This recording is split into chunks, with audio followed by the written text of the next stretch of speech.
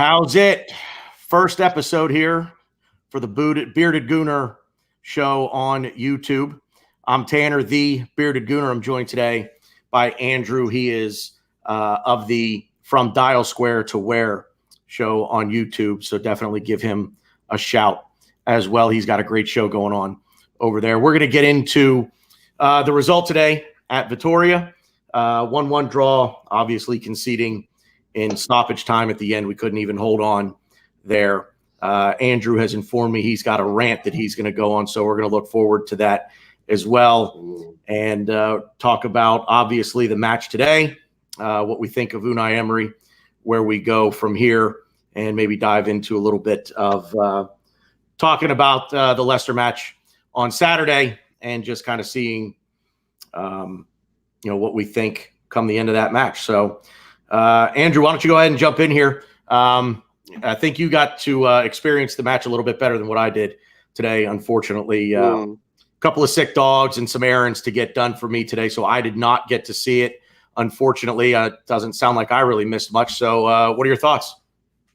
Yeah, well, I could only listen to the match live on the radio over here. I was still at work at the time. But it was just the same old. And it was every single match you can predict pretty much from the start to the finish now without watching the game. It's just embarrassing, really. It's not any of the performances are not what you'd expect from this club. And I think people have got to, well, pretty much everyone. I don't know if you had much chance to have a look at Twitter today after the match, but I don't see anyone now that's not very, very strongly looking for Emery to leave. It's pretty universal. And how on earth can anyone make a single possible reason for him to stay? There's not one. And I think people have got to worry about, stop worrying about this getting into being a rotating door type of club along the lines of, what been going on at Manchester United and Chelsea the last few years. It's not like that anymore with a modern club. We're not changing a manager. We're changing a coach, a head coach. And the modern football club setup, which is the way that we're following, has got everything set up behind the scenes that an old-fashioned manager used to do. And there's a guy for recruitment, there's a guy that deals with the loans, there's a guy that deals with the finances. All we need from now on is someone to work with the players that they're given and to train those players and put them on a pitch to win football matches. That's all you need in a head coach now. And unfortunately, the head coach that we appointed seems to be extremely good at interviewing and not very good at coaching. And that seems to be the way he's getting jobs by the looks of it, because the way that he's managing our club, it's like an under-8s team that you go down the park and take your son along to play, and the manager hasn't turned up. So one of the parents step in and manage the team in his absence. And that's the way our team seems to be playing. It's got no cohesion. He's playing players out of position.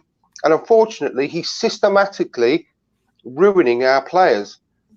No one can tell me, and I've just put a tweet out there not long ago, 10, 15 minutes ago, about Danny Ceballos, for example. You have a look at just to remind yourself about that absolutely incredible pass that he played against Romania for Spain in the summer. You have a look at the goal he scored for Spain against Poland. You have a look again at the debut he had for our club versus Burnley. And you try and tell me that the fans that have been going around the last few days saying that he's shit and we don't want to buy him anymore. I'm sorry, but no, he's not a shit player. He's a fantastic player with incredible skill, immense ability. He's only 22. We've got him from Real Madrid. He played 21 games for Real Madrid last year. So he wasn't like a bit part player. He played a big significant role for Real Madrid at a very young age. So he's actually gone from being this world beater against Burnley and for Spain in the tournament in the summer. And now he's a pale shadow of the player he was when he first joined us, just a matter of 9 games ago. and he's not played every single game. So he's played most games, but he hasn't played every game from the start, if you know what I mean. Now he's played, I can work out at least 4 different positions in our team so far. He's had no cohesion whatsoever. And by the way, all the players around him, they're also playing out of position. So one by one, our players are regressing under this manager very quickly. Now, again, exactly the same situation with Pepe. He's had no support on that right-hand side. He's just been chucked in. And people are questioning him and his ability now. Now, I'm sorry, but just refresh your memory about the season he had last year with Lille and what made us buy that guy and what made him the hottest property in Europe. Now, at the moment, is he looking like a very hot property? Is he? Obviously, both of these players need time. They're both young. They're both coming into a new country, don't speak the language, probably haven't got a group of friends and family around here still. They're still finding their feet, but people are still judging them. Now, unfortunately, they're not being managed by someone who actually knows how to coach them very well at the moment. And if it goes on, we're also going to lose Lacazette and Aubameyang and possibly Torreira as well at the end of this season. Now, I need to remind you as well, at the end of last season, we missed out on the top 4 by 1 point. So every single point is very important. Why wait till after the Leicester match when we're going to get hammered? Because we're already 6 points behind them. We're going to end up 9 points behind them. Their goal difference is plus 18. Ours is plus 1. So that's like another point you can pretty much add on to there. So why chuck away another 3 points when we've got the possibility of a new manager bounce before the weekend and possibly just give Leicester a game? I wanted to embarrass ourselves. I wanted to ask you about that, Andrew. I actually put a tweet out, I think yesterday or the day before, basically asking that question. Do you think a new manager coming in right now would make that much of a difference against Leicester? 100%. Oh, yes, definitely. Okay. 100%. Who could be put in charge that would do any worse than we're playing at the moment? Do you think any manager would be able to manage this group of players and only muster one shot against a team of part-time farmers like we did today? I think the question the board has to ask themselves right now is not who could do a better job than Unai Emery. It's who couldn't do a better job than Unai Emery at this point. So that being said, who would you? I guess we'll just dive right in to the manager search then. First of all, do you think Emery is done? Do you think the board will pull the trigger after the Leicester match? If we drop the 3 points, which I think at this point everyone is pretty much banking on. They have got to have got the message already just by Twitter alone at the moment. I mean, you read some of the comments that they put when the club put the final score 1-1 after the match today. The last in a long, long line of very, very disappointing matches. You know, we've only won 1 match in all competitions since the last interlull. So you read the comments that are just on that one post. And if they haven't got the message, then we do have to start asking them some serious questions, because we put in place Edu so that he could create the same kind of environment that Ajax have, Barcelona have. So when the young kids join our team, they start learning the same way of football that eventually all age groups will be playing throughout the whole entire club, with the Arsenal way. And if Edu, who is an invincible, is not looking at this football and thinking, this football, I'm sorry, but it's dog shit, Unai. What are you doing? Then Edu needs his head looking at as well. And sorry, I should have asked you before we went live. I should watch my language. We're wide open here. We're wide open here. I'm not going to censor it. It's slightly concerned. Well, we don't know but if Freddie Ljungberg sitting next to him on the bench is not saying, Unai, what the fuck? our players doing on this pitch? Then that's going to be a little bit of a concern. But we don't know whether that's happening or not. But surely the people around him are looking and not happy with the way that our team is playing football, because it's just, well, we all know there's no cohesion. There's just so disjointed. It's unbelievable. You know, the way that we're defending, a pub team could defend better than we are defending. And we've got good defenders. We've got good midfielders. We've got good attackers. We've got the best squad we've had in a decade. I keep saying this on different podcasts. We have. We've got the third best squad in the UK. We've got the third best squad. And we're playing worse than... Well, this is the other thing. Sheffield United, I've seen so many people on Twitter saying, well, do you honestly think a new manager will be able to get this group of players into the top four? Well, Sheffield United, with a team of League One players, schooled us in how to play football and how to coach a team. Their manager it's been absolutely fantastic. And I was on another, I think Ryan might be watching at the moment from the Mr. Arsenal podcast. Yeah, Excuse me. I think he's Excuse me, I apologise. Well, I said on the Sheffield United preview show, we'd be lucky to get out of there with a point with Sheffield United, because the manager is fantastic. He worked his way up from the National League with a different team. He has got teams promoted all the way from the conference, all the way through every single league. And in the last 5 years, you know, once Sheffield United have gone ahead, they have not ever lost a game in 5 years. Yeah, that's a crazy stat. Well, it just shows you what could be done with any group of players when you know what you're doing as a coach. Mm-hmm. Now, if anyone can tell me that our squad isn't good enough to get in the top four, I'd say just go and watch Sheffield United. They're a point behind us at the moment in sixth. Yep.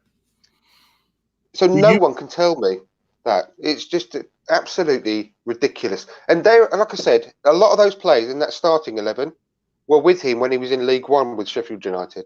Mm-hmm. Do you think that if I were to say to you that everybody thinks we drop points at Sheffield United, at Watford, obviously at home to Palace, at home to Wolves, would you agree that we drop points to Spurs as well in the derby back in September? Or 100%.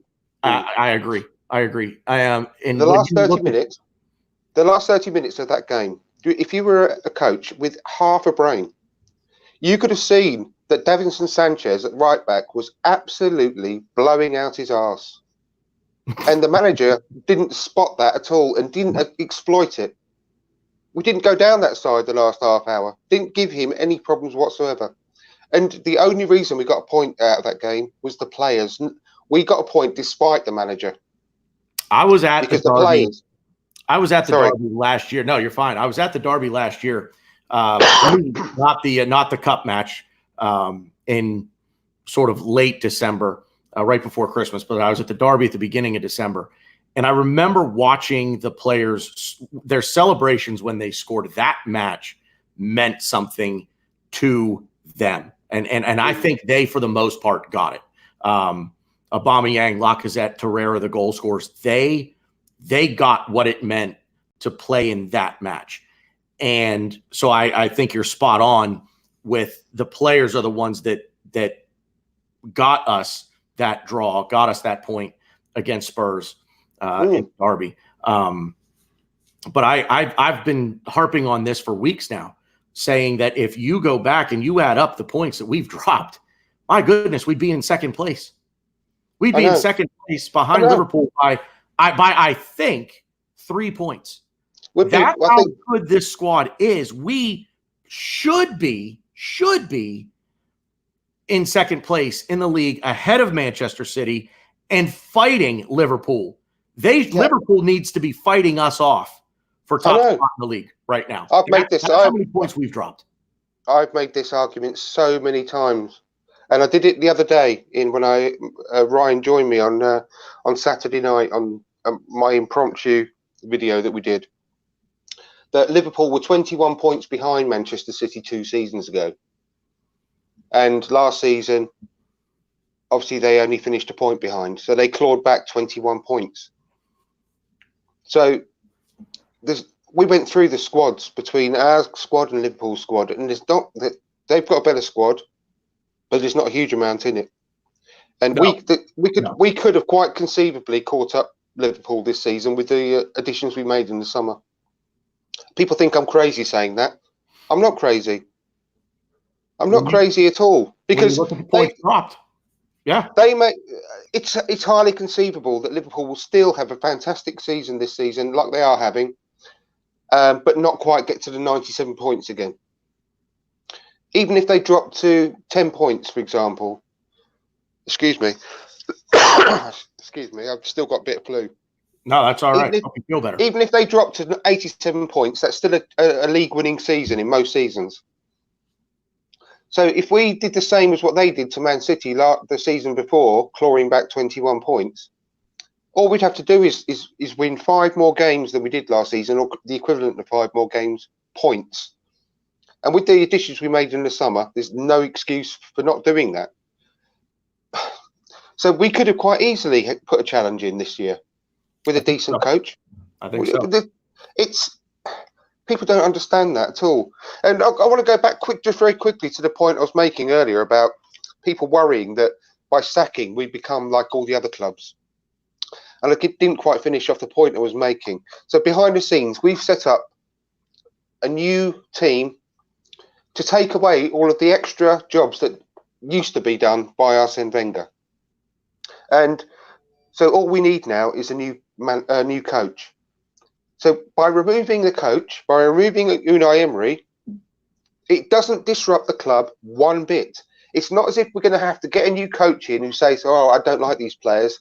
I want to get all my own players in to work, do the work." It's not going to work like that anymore. Coaches come in and have to work with the players that they are given and make them better to win football matches. So by removing coaches in the future, it's not going to disrupt the club like it used to. So we've got to get out of that mindset that by sacking Unai Emery, we're going to go back to square one. We're not. We've still got the same squad, and we've got to get someone in who can work with those players. This is exactly down to, in my opinion, this is exactly down to Unai Emery, because the players, as you said, Andrew, the players are good enough. This is down to lineups, and it's down to tactics. And every single match, he just seems to get 2 or 3 players wrong, where you say, why aren't you playing him? And then what the players that he gets wrong in the lineup, he's then playing them out of position, and it's a double whammy. You just say, what, like you said, Freddie Ljungberg, what are you doing, Unai? What are you doing? And I agree with you wholeheartedly. This is a results-driven business, and this is a business, and people have to remember that they are in the business of professional sports. It's results driven. It's what have you done for me lately? And we, the fans, we, the supporters, can see very clearly, very plainly, Unai Emery is just not getting the job done. They're not. The players are not responding to him. Excuse me. And when he's putting together his starting 11, he's getting that wrong. Then he's getting the tactics wrong. We're going on the road to Sheffield United and setting up to not lose 3-0. I know. I said during the Liverpool match that he set us up to not lose 5-0. I genuinely think he was satisfied with losing 3-1 to Liverpool. I genuinely think that. So let me ask you a quick question. You don't have to genuinely think it, though, do you? Because he's actually come out and said it. He's actually come out and said, we actually worked to the plan very well against Wolves. That has to be the most damning thing of all with this now, is when you look at his comments after the Wolves match on Saturday, when he says the result wasn't what we wanted, but we played the way we wanted. Exactly. You played to the result. So what the defense was so deep, they might as well have been in the bogs in the changing rooms, because they weren't anywhere. The goalkeeper could have easily been jostling for position with them. They were that deep. Who else would go out and score a goal and then sit so deep? and allow so much pressure. Now, Elliot from the Arsenal Vision podcast said this as well the other day. It's very, very valid, and I wholeheartedly agree. One day, we are going to get smashed 5 or 6-0 easily, because that's the law of averages. Because each match, we are allowing 25, 30 shots against us. And all we're going to have to do is one day, someone is going to come and score a hat-trick of 25-yard curlers, because that's the way it's worked. If you allow that much people to shoot on your goal, some of them are going to go in. We're not going to be so lucky anymore. It's going to be Manchester City in December. Oh, my God. It could be Saturday. Let's face it. It could be. I agree with you wholeheartedly, Andrew. You can't gamble with the law of averages and expect to come out of it smiling every time. It ain't going to happen. Lee Judges on Same Old Arsenal podcast, and obviously of Arsenal Fan TV, whatever you think of those guys. But I like Lee. I find myself agreeing with a lot of what Lee Judges says. And he said after the Crystal Palace match 2 weeks ago, he said, are you willing to sacrifice $40 million in May and June to save $6 million now? And now you're going to pay the $6 million to Emery regardless. You're going to pay him that to finish out the season, or you pay it to him if you sack him. I think that's how it's going to work anyway. I don't know the particulars of the contract, but he hit the nail exactly on the head. We cannot afford to suffer through another season of Europa League football. And I'm going to say this: if they don't sack Emery and they give him this entire season, we're not going to finish top 6. We will not qualify for European football next season. So there will be no even Europa League to fall back on. You know what's even more worrying? What's even more worrying is I read yesterday that they're willing to sell Aubameyang if they get an offer in the region of £72 million or something. I mean, what the hell is that all about? I mean, that's gross negligence. I mean, he's a 30-goal-a-season striker, and they expect us to be able to take his goals away. Where would we be? Where would we be? We'd be in the bottom 3. Well, we'd be battling for We've got no one else. Yeah, we'd have who else is scoring for us? No one. No one. So who's going to put the ball in the back of the net if we sell him? Right. That'll be even worse in our situation now. It'd be even worse than when we sold Van Persie and just gave the title to Man United for £25 million.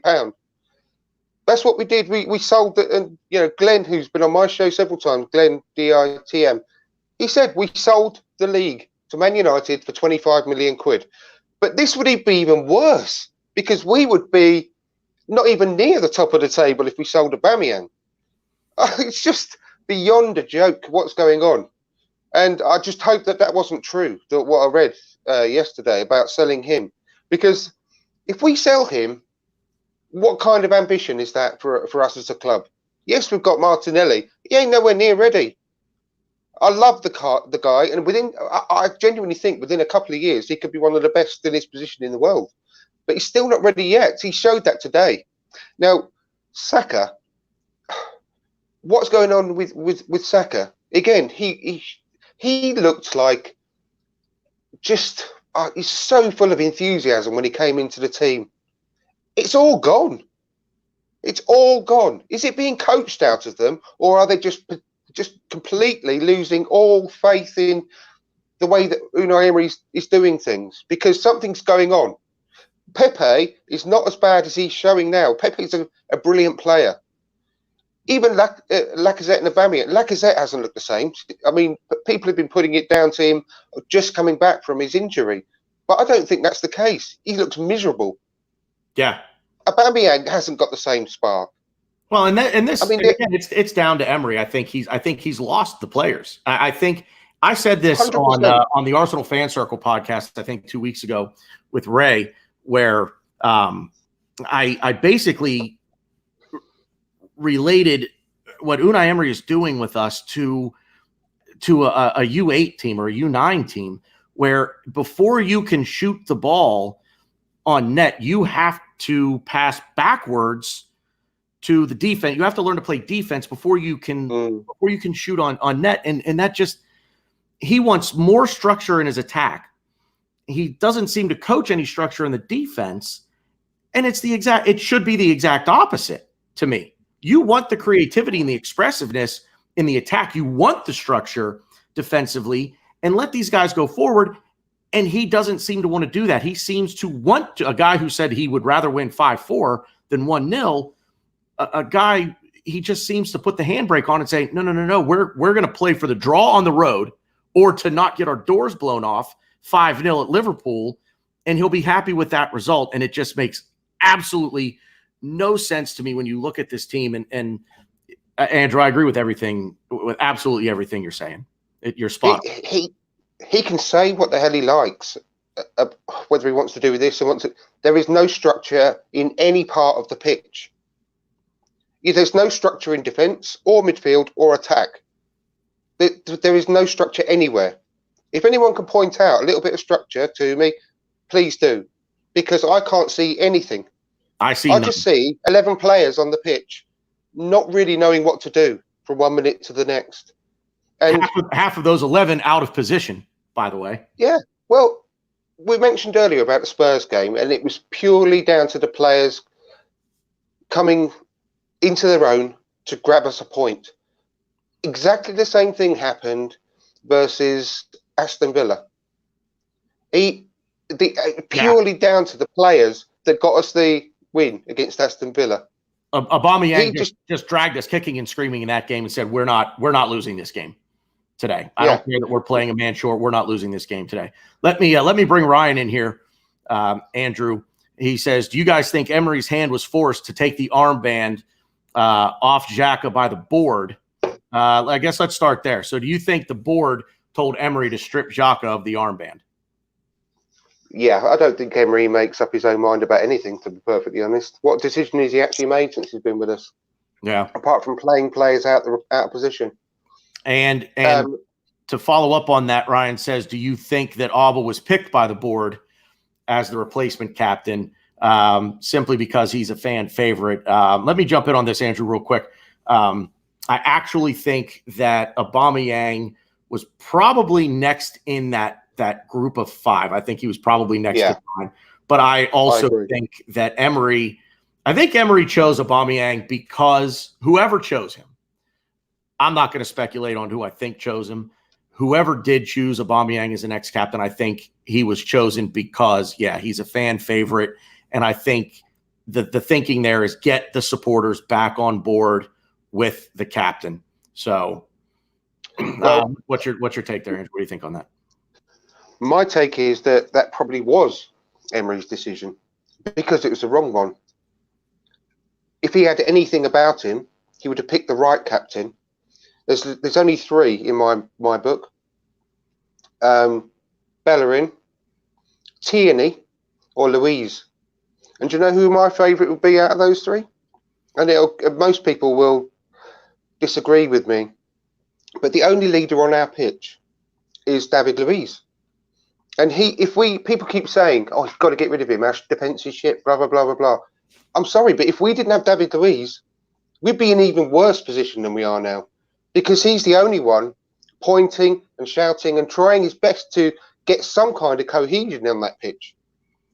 And Tierney's close to him because he does a similar thing. But David Luiz has been the captain of the team in all but name.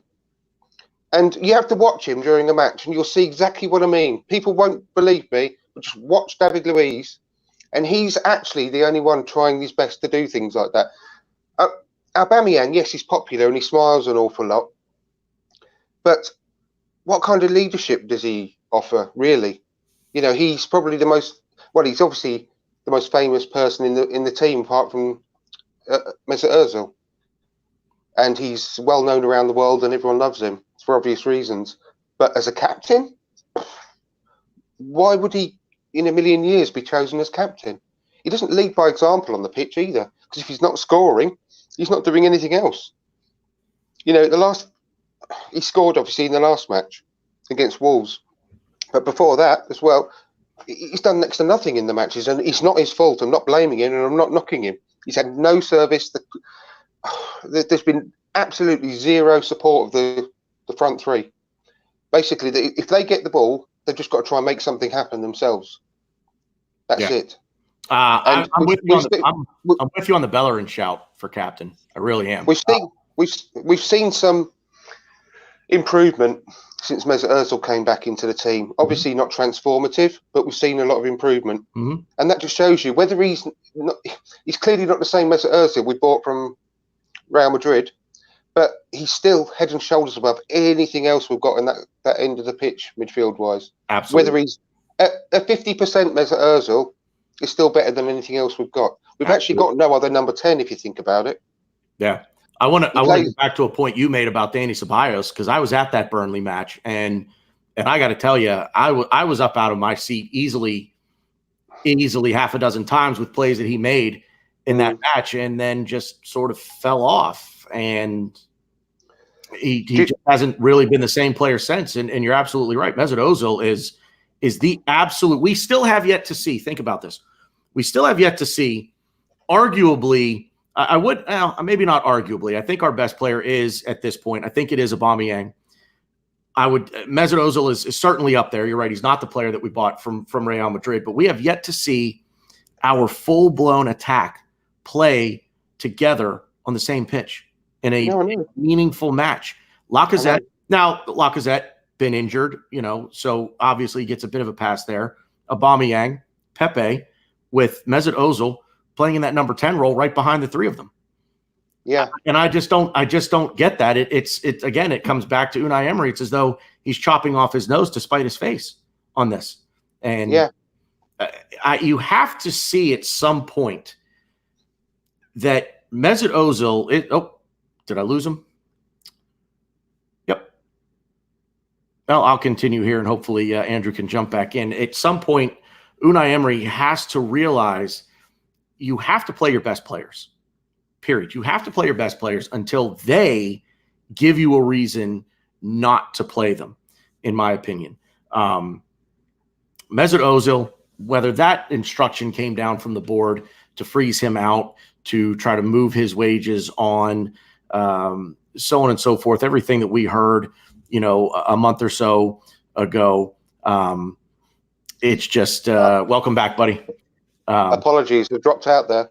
No worries. Welcome back. I wish I could blame something else, but I did it accidentally, so I do apologize. I went to try and bring the live chat up there, and I ended up exiting the studio. So many apologies. No worries. I was just finishing up my thought on essentially you have to play your best players.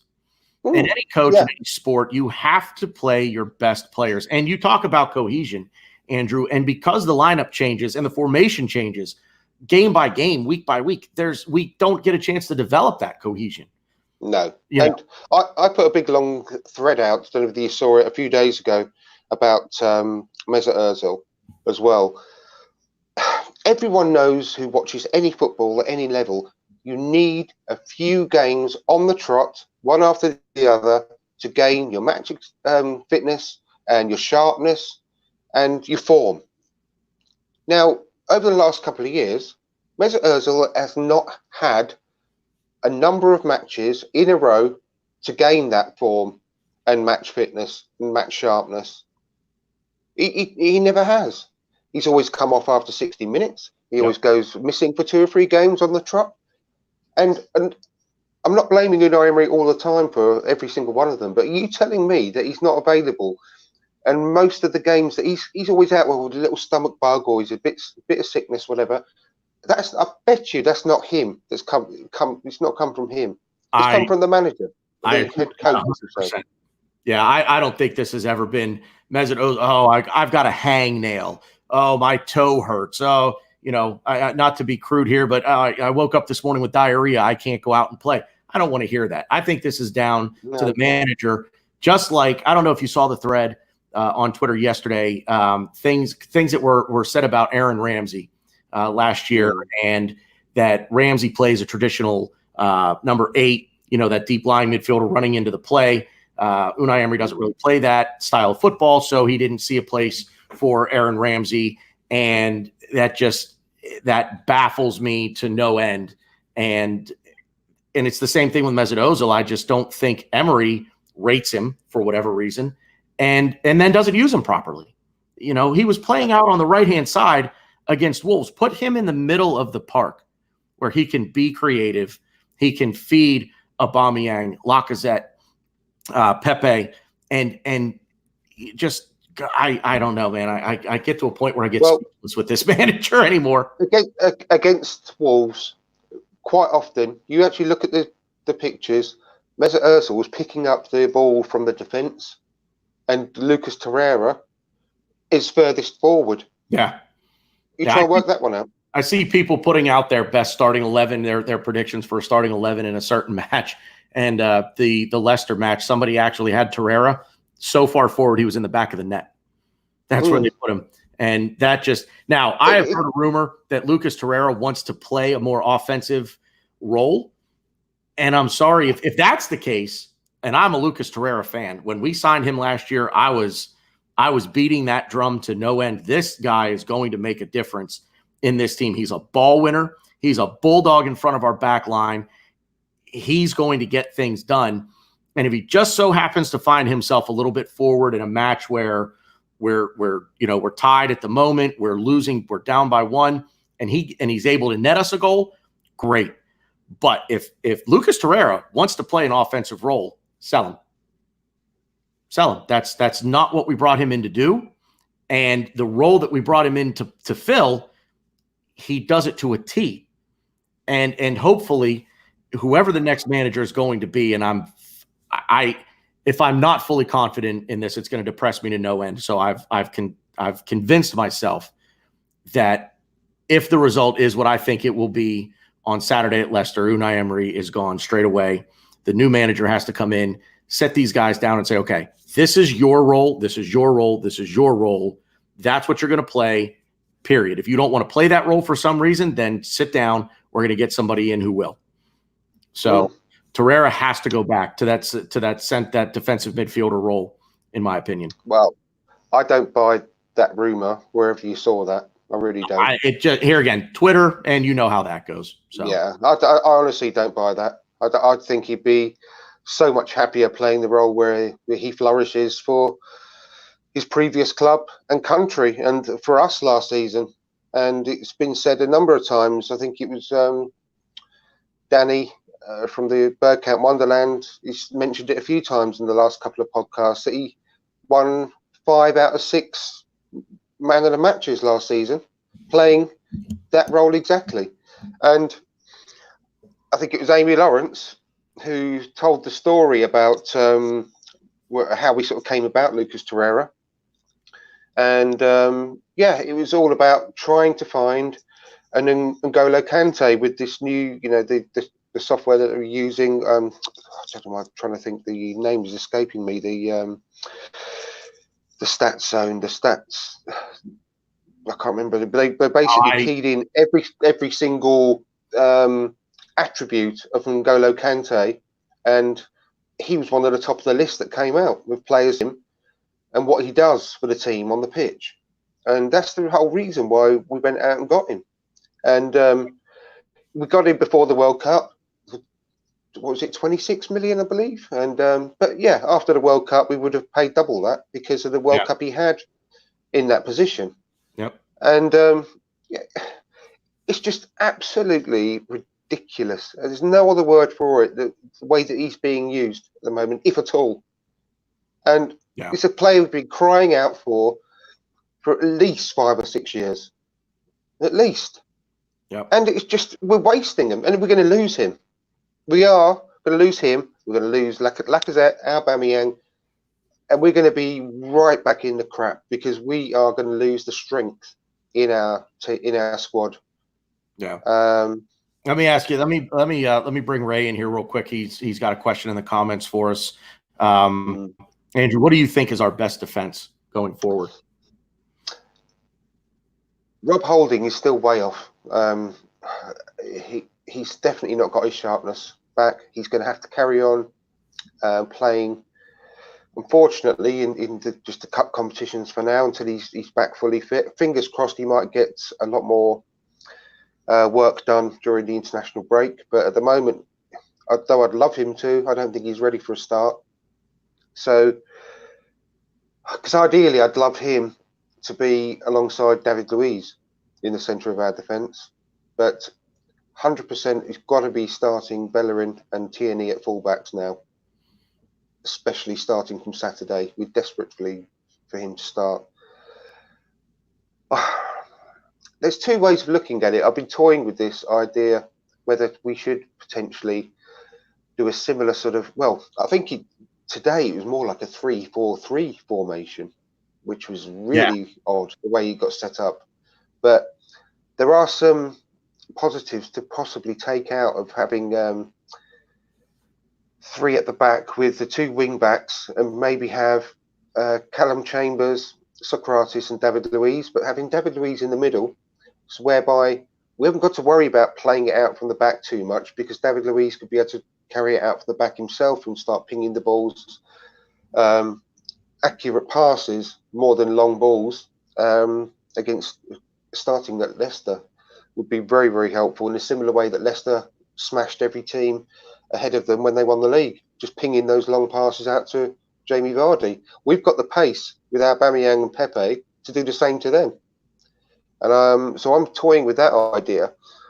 And it keeps Callum Chambers in the team, because he's probably one of our most informed players at the moment as well. And for him to get dropped when Bellerin comes back, it's unthinkable at the moment. So that's a possibility. If it was a back four, it would still at the moment have to be Socrates and Luiz, but I just don't like Socrates. He makes mistakes in every single match he plays in. Possibly, when Bellerin comes back, it could be Chambers and Luiz at the moment until Rob Holding's, that's exactly where I was going to go with it, Andrew. If we start Bellerin and Tierney at fullback, could we then put Socrates on the bench and move Chambers? I'd like that. Partner him with David Luiz.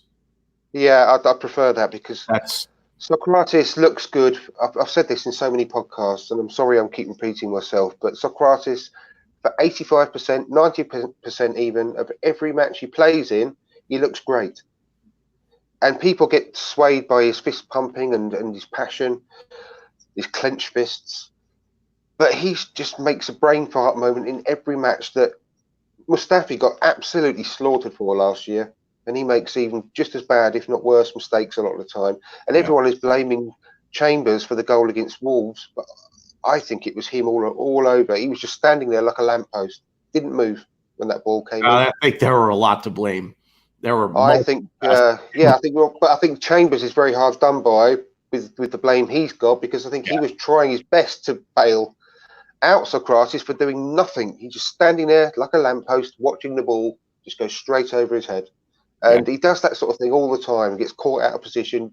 If it's too quiet a match for him, he'll run after the ball and try and get some excitement for himself. Yeah, and like he did no their first goal. Absolutely. Yeah, absolutely. Absolutely. Just that was mind-boggling. I don't rate him at all.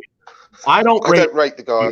I'll be honest, Andrew. I thought last year he was a far better player. Still a little bit of the mental mistakes, but nowhere near to the degree that he's had this year.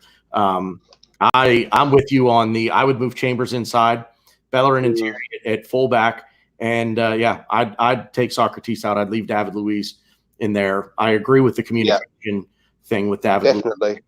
He's a guy he's pointing, he's talking, he's getting guys where they need to be. And look, they're not perfect. Look, don't get me wrong. I was just about to say, don't get me wrong. He's not an absolute model defender by any stretch of the imagination, but he is by far the best central defender we've got.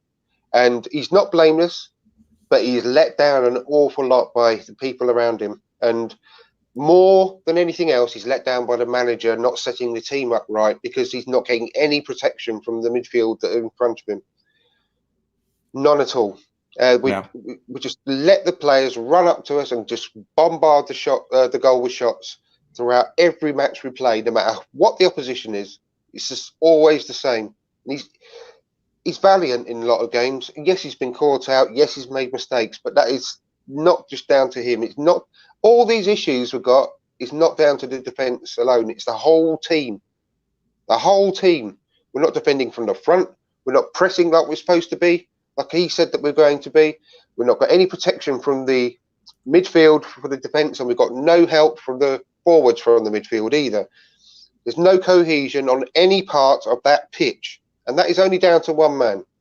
And David Luiz, yes, everyone is getting pelters from loads, big sections of the fans, and these people need to sit down and watch the match and realise what's going on, because people say the players have got to take a lot of the blame, and yes, they have in lots of cases. But I'm telling you now, most of our problems, not all our problems, is not down to the players on this occasion. It's down to the manager. And when it has been down to the players, it's because the manager hasn't helped, because he's ruining their confidence, or playing them out of position, or just not playing them at all. And that's the sum up right there. That's it. That's what it's all about right there, in my opinion. So, Andrew, let me bring Ryan back in here. He's got a question, and I'm going to let you take this one because, unfortunately, this is a bit before the age of the internet. So while I still rooted for them at this time, I was not really able to really know what was going on other than results. Do you guys get a bit of the Bruce Rioch situation with Unai Emery? Now, I know that Rioch coached the 95-96 season, my senior year of high school, but like I say, a little bit before the age of the internet, so I was pretty much confined to results, and that was it. So go ahead and take that one. Let me know what you think on Bruce Rioch and Unai Emery. Well, I do, yeah. I think there's a lot of similarities. I think Bruce Rioch was only ever a transitional manager as well, and there were a lot of issues with Bruce Rioch when he was around at the time. But my take on things, from a lot of the stuff that I've read, is that from quite early on within Bruce Rioch's tenure, David Dean, as it was then, had his eyes on Arsene Wenger. And I can't remember when it was, but there was a chance meeting between David Dean and Arsene Wenger, and he was hooked from the moment he met him. And at that point, he was over in China. And for some, well, we all know what a gentleman and a man of his word that Arsene Wenger was and is. And he'd agreed to a certain length of contract with the Chinese side, and he wasn't ever going to let them down. So we had to wait for Arsene Wenger. And I think from very early on within Bruce Rioch's tenure that was always going to be the case. And I think at the end, Arsene Wenger joined after the season had started in '96, and that was the earliest time that he possibly could. And I think Bruce Rioch was just unfortunately a victim of that, because from the moment David Dean became acquainted with Arsene Wenger, that was it. He was going to be our manager. And I think he was doomed to failure, really. But he was never the right guy, unfortunately, for Arsenal anyway, Bruce Rioch, because I think they thought they were going to get the next George Graham with Bruce Rioch, with the same kind of character, same sort of Scottish sort of hardness about him, but he was never the same character as George Graham was. It was never going to work, unfortunately. But it was meant to be, because he brought David Platt and Dennis Bergkamp to the club, and without him, well, not saying we never would have had them, but at the end of the day, they came in under his watch. So for that, we've always got to be grateful. But there are some similarities, because I don't think Unai Emery was ever more than a transitional manager for this club. But unfortunately, I think the board have been caught a little bit cold somehow. I don't know how, because at the end of the day, we all know he should have gone at the end of last season. Hindsight's a good thing, but I said it from the start. I said after the Crystal Palace game, he's got to go, because I could see the way it was going right then, the Crystal Palace game last season. When he came in, I'm just going to briefly say this again. I don't know whether you've seen my previous or heard my previous podcast. I've said this a few times, but when he first got appointed, I was unhappy because I didn't know much about him. So I did my research, and the best way of finding out about anyone, whether it's a manager or a player, is to find out what the fans think about them. Not what the media say about them, not what their ex-colleagues think about them. It's what the fans think about them, because that way you get the truth. And I was really, really concerned very quickly after doing my homework on Unai Emery, because it's always been the same. And have you seen the thread that was put on Twitter by what's that that journalist? And it was done in May last year. Wow, it's from I know exactly who you're talking about. I think he was with ESPN FC. Yes, that's right. Yeah, I can't remember his name either, but I know exactly the thread you're talking about. Yep. But I never go. I'm honestly, I swear on my life, I'm not just saying this, but I could have written that thing myself at the same time, because that's exactly the thing I found out when I did my research on him, and I've always thought the same. And I've always, in a way, it's like getting a brand new book that you're excited to read and skipping to the end, and without reading the rest of it and spoiling it for yourself. Yeah, because you can't wait, and that's the problem. I've always felt this way about him since very early on last season, and I was expecting all this to happen. And I've not taken any pleasure in that at all. But I would have got rid of him last season, no question whatsoever. And the fact that I still somehow feel that the board have been caught cold with this, because they were fully expecting him to be a transitional manager, but to be here for between the 2 and 3 years. I think that it's put them in a difficult situation now about which way to go. But there is only one way to go, and that is to get him out the club, get Freddie Ljungberg in. He's got Robert Pires with him. He's got Thierry Henry at the club pretty much every day at the moment. He can get as much help as he wants. He knows Arsene Wenger. He will be able to pick up the phone and speak to Arsene Wenger. He'll be able to get called on loads of people for help if he needs it. But the club are very, very, very strongly tied to Freddie Ljungberg, hence his promotion. They want him to stay at the club. He has got very, very strong feelings that he wants to be a number one. If they mess him about with this next appointment and don't keep him interested, he will be off. They're going to lose him and he'll go somewhere else. But I'm not saying that we need to give him the job, but we need to, I'd say, give him the caretaker job for now, find someone longer term, but when they find that person, which is why I think it should be Rafa Benitez, and I'll come on to that in a bit later in a bit more detail, but the next manager that comes in should only be a fairly short-term person himself and do this transitional job to a much better standard than it's been doing now, with Freddie Ljungberg as his number two and apprentice, so that Freddie Ljungberg can learn everything he possibly needs to learn over the next 18 months to 2 years, so that he is then ready to take over full time. But the new manager should be well aware that that is the deal. That's what I think. I like the way that you put the board being caught cold-footed. I hadn't really thought about that, and I think you're exactly right. I don't think it's worrying though, because they should have known about this months ago. I think you always have to have a contingency plan in case your plan A fails, and I think their plan A has failed and failed miserably. Quite frankly, I was never a fan of the Unai Emery appointment. I didn't do the research that you did, Andrew. I simply looked at the results at PSG and the way that he handled things. And I could tell you right then and there, he is a manager who would excel with, give him Everton. Give him, I won't say give him Wolves, because I actually have a ton of respect for Espirito Santo. I think he's a tremendous manager. I really do. So I'm not even going to say Wolves, but if Stoke, I was thinking of Premier, like in their current Premier position. League clubs. No, I don't think he's that good. I don't think he's that good. I don't think he's good enough for the Premier League to overachieve, if that makes sense, because I don't think the expectations at a club like Paris or Arsenal, I think the expectations are too high. I think he needs to go to a club where the expectations are, hey, finish anywhere between 14th and 8th, and that's considered successful for that club. I think that's where he excels. He excels at clubs that he can take a little higher than what their supporters and the board expect them to do. And there's something there. I'll say one thing.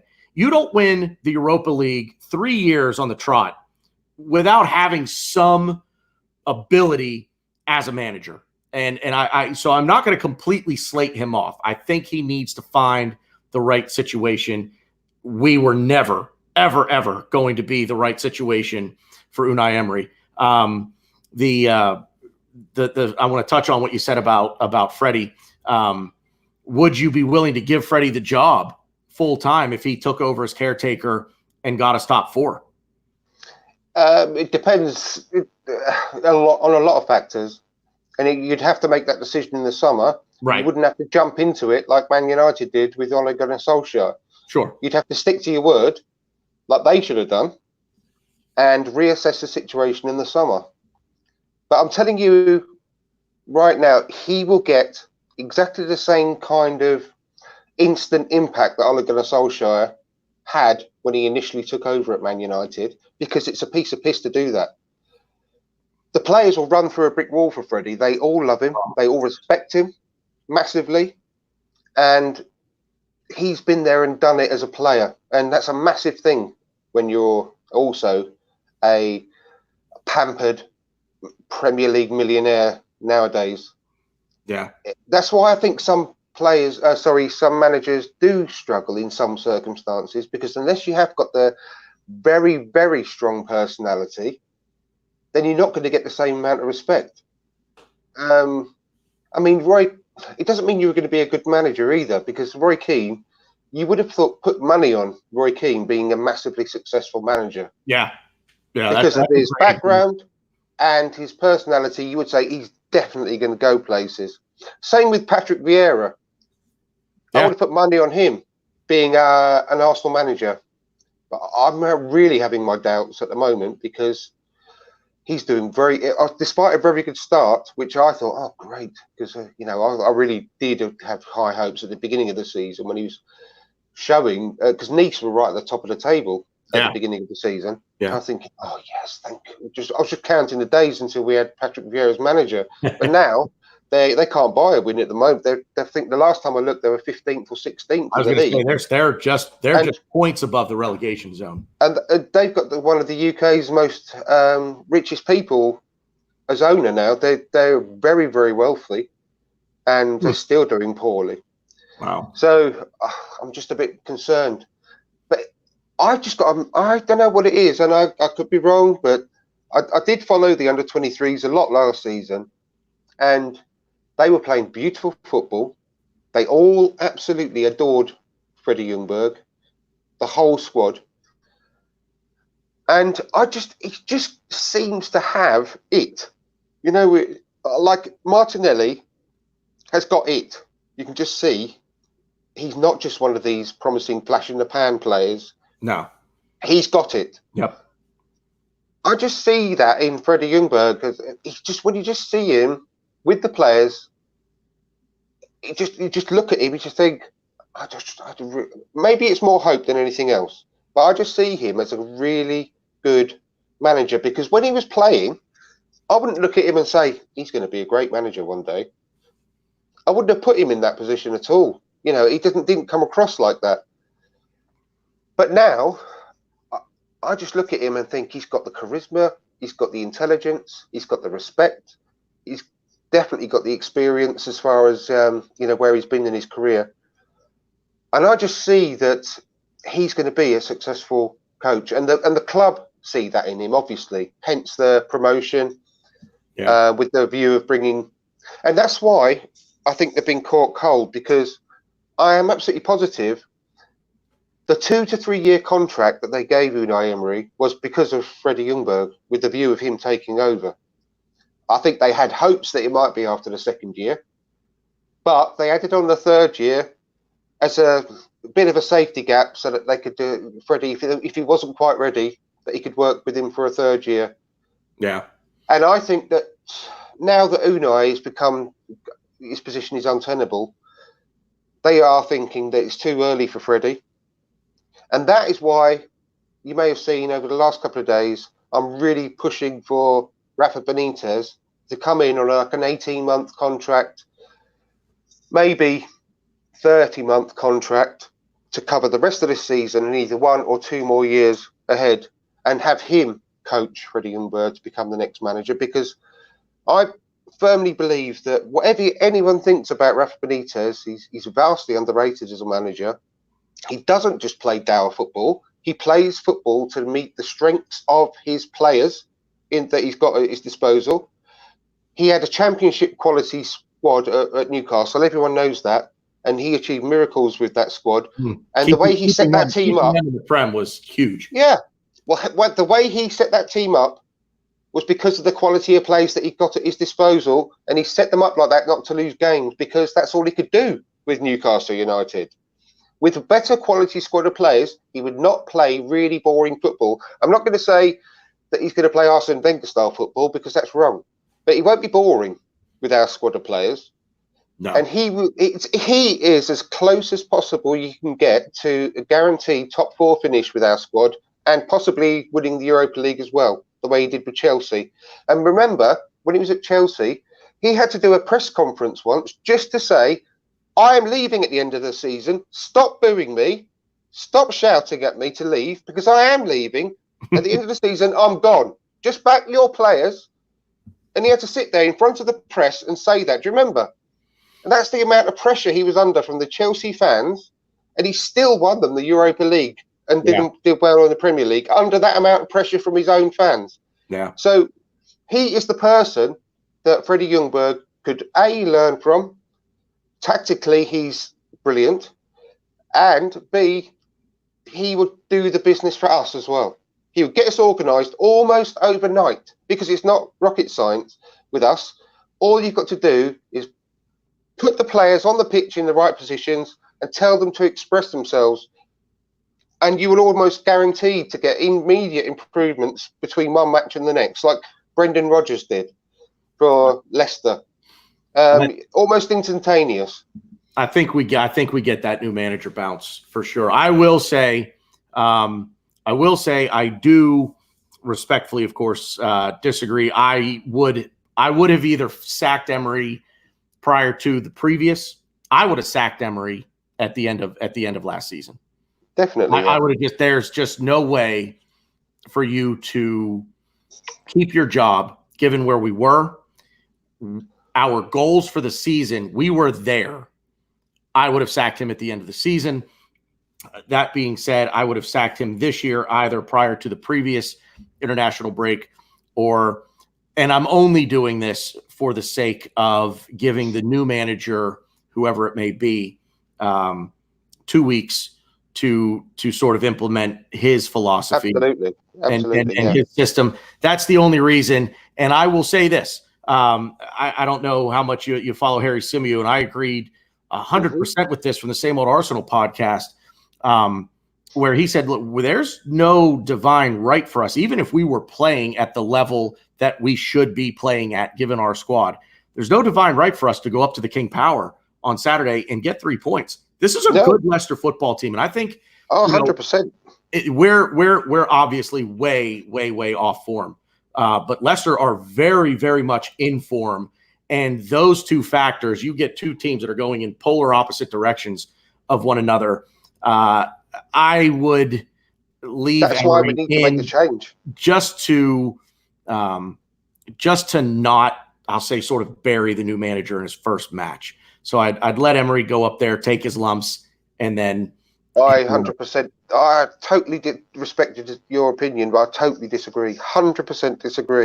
Because if we could catch them thinking that we're going to play like we are at the moment and actually play with freedom, confidence, and attacking sort of.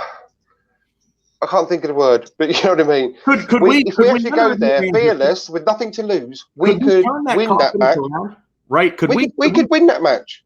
Because we have got a stronger squad than Leicester. I don't care what anyone says. They are playing like a well-oiled machine under massive confidence at the moment. Yeah. Yes. And I love them. I do. They're only down the road from where I live.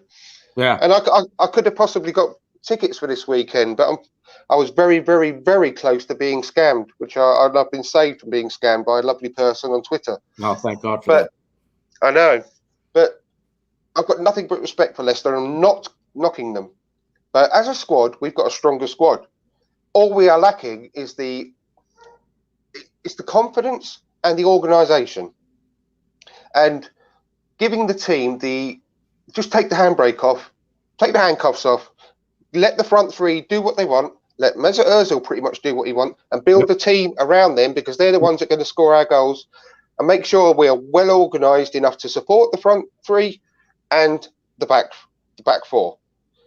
If we can get someone that just knows what they're doing and to get that sorted, and we go up there with our moods completely lifted, because you can have your mood changed in a split second. You know that from your own life experiences. Something can happen. Sure. And you can go either from up there to down there, or that there to down there to up there within a split second. And that's what happened with Man United under Ole when he first took over, and they got rid of Mourinho. If we had that kind of uplift, there's no reason we couldn't beat Leicester and surprise them on the day.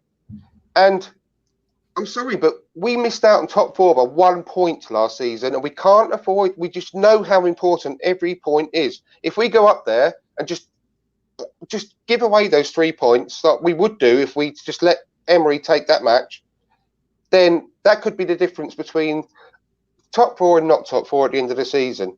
If we go up there and give ourselves a slight chance by lifting our confidence and getting a bit of organisation, then why wouldn't you do that? Because we are not going there under Emery, and we are not getting anything. That's a good point. 100%. That's a good point. So why not go for it? Yeah, that's a good point. That's a good point.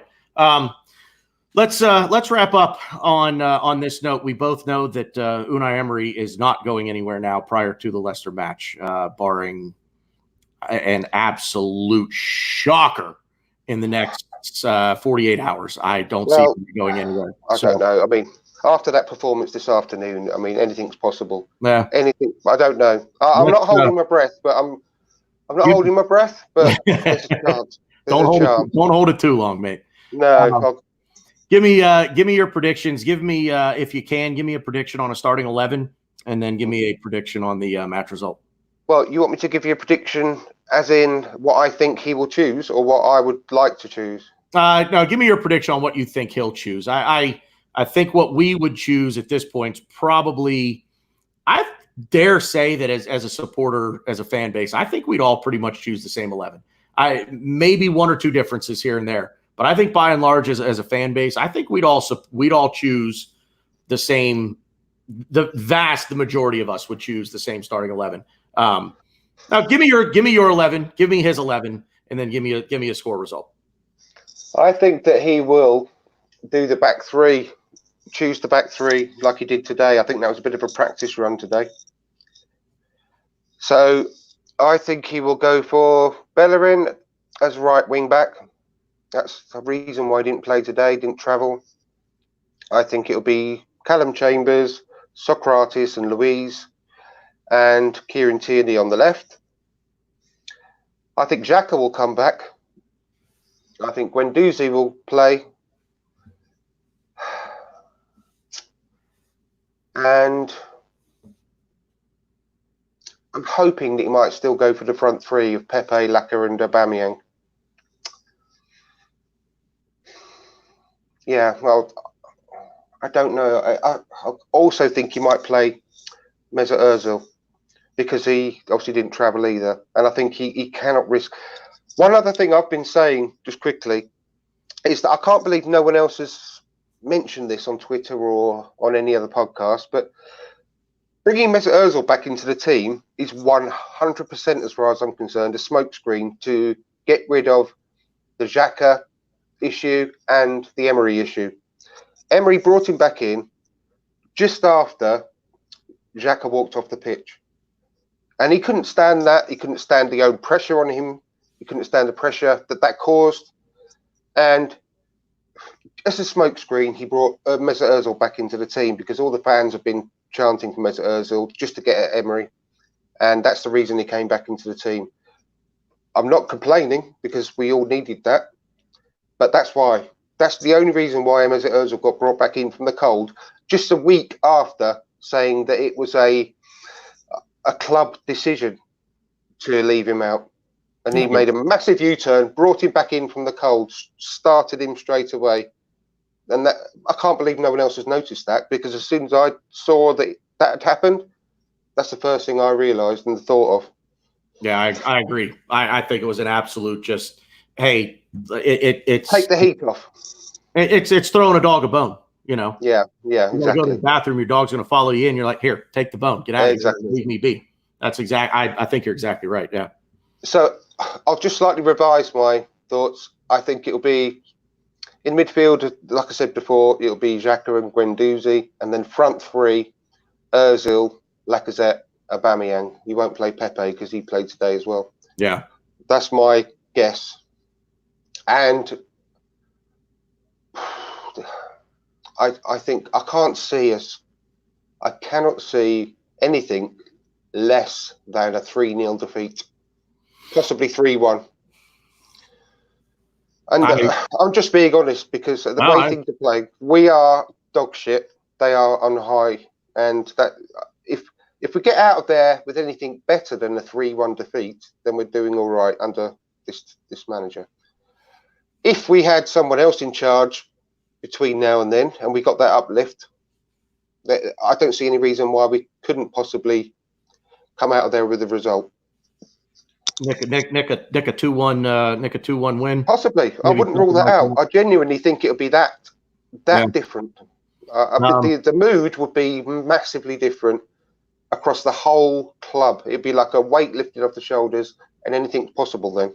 Yeah, I'm with you on the starting 11. By the way, I think you hit the nail on the head there. I'm actually in full agreement with you there. I think today was the trial run on the back three with the two wing backs.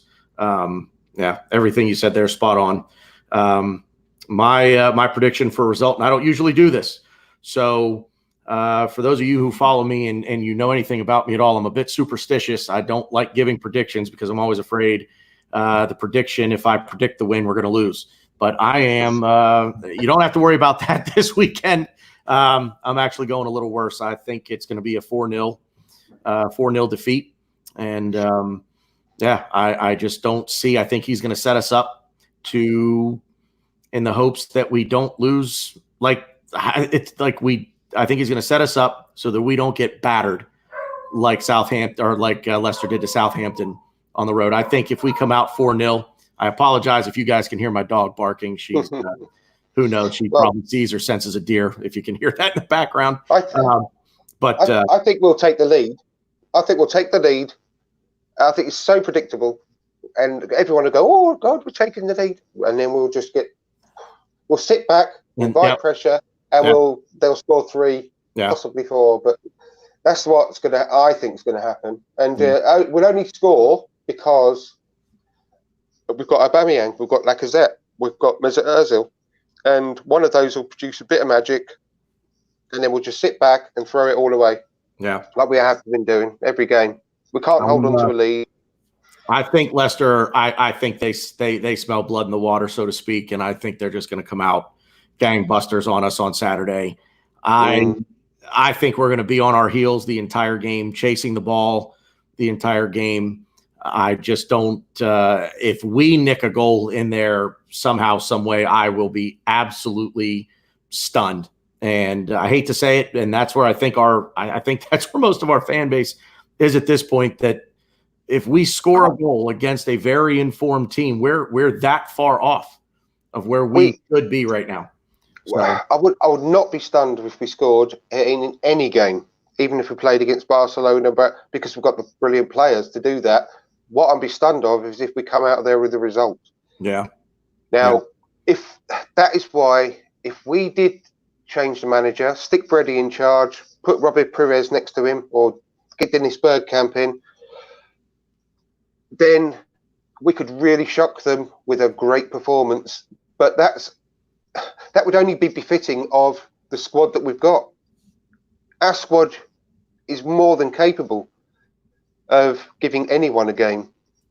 So if we got that uplift, then we give ourselves a chance. Genuinely give ourselves a chance. In fact, I would go as far to say, and I genuinely mean this, if we had a match on Sunday, for example, against Liverpool, and we changed our manager tomorrow morning to Freddie Ljungberg, I think we'd really push Liverpool on Sunday, because that's how good the feeling would be throughout the whole club. and the players would get such a lift and such a boost of confidence would actually give them a game. I think the weight would just be lifted off their shoulders, and especially they would play with freedom. I think that they are shackled at the moment with massive weights around them, and they are looking miserable, all of them. Yep. And I genuinely think we'd actually give Liverpool a game and possibly even beat them, like Villa nearly beat them at the weekend. That's the difference I think it would make by making that change. And I just hope to God that they see sense. I really do, because if I have to go through this, I mean, this is one. Sorry, I know we've got to go. But one other quick point. All right. People are saying, well, let's wait till January. Do it now, because the new manager would have a couple of months, well, not quite a couple of months, but a few weeks to get used to the squad, to see whether they can possibly bring someone in January for a start. Yeah. See just to give some advice, and then they've got the whole rest of the season to get used to the whole new set of players and get them used to the proper formation, way of playing, strategy, everything. But if you wait until January, then that new manager hasn't got a few weeks to get to know the squad and to see what the weaknesses are and strengths, etc., to see whether we can possibly bring someone in. Because don't forget, Josh said we should be excited for January as well. Yeah, I do think we are going to bring in play. I think we're going to bring in Upamecano. I don't think they would have left that deal on the table. I think when we made that offer for him in the summer, I don't think Raul would have just walked away and wasted all that. I think he would have been working behind the scenes between the summer and now, and to get that deal over the line in January, because he's flatly refused to sign a new contract, that Upamecano. Yeah, as well. Yep. So I think I'm 100% that he's coming into the club as close as possible to be. So I think do it now. Get the uplift and see where we can go with that, because I think that's all that's holding us back, and a bit of organisation and playing players in the right positions. That's all that's needed at the moment. It may sound very, very simplistic, but that's all it will take. It sometimes simple is good. Sometimes simple is good. So, Andrew, listen, thanks for joining me here. This is my first. I really enjoyed it. YouTube channel, and really appreciate you coming on, man. Lots of good stuff. Everybody, if you're not already, I know you got quite the following out there, brother. Andrew from Dial Square, check him out. It is From Dial Square to Where on YouTube. Thank you. Hopefully, you guys liked what you heard today. Maybe we should do a regular transatlantic show between us. Well, that would be great, man. I'm constantly in and out, so unfortunately for me, I really need to set a schedule here and really stick to it. I wanted to get on earlier today, but a couple of sick puppies here. Unfortunately, they caught a bug, and I hope they're all right. They should be just fine. So good. But, hey, yeah, Andrew, let's talk, and hopefully we can. Figure out something, definitely a full-time transatlantic show here. That'd be great. I'd love that. Yeah, I really enjoyed it, mate. Now, likewise, I really appreciate you coming on. And thanks to everybody who joined us live, and to everyone who is going to watch this on the replay. Really appreciate it, guys. As always, other side, up the Arsenal. Thanks, Andrew. Up the Arsenal. Take care, mate. All right, Bye-bye. You too. See you out there.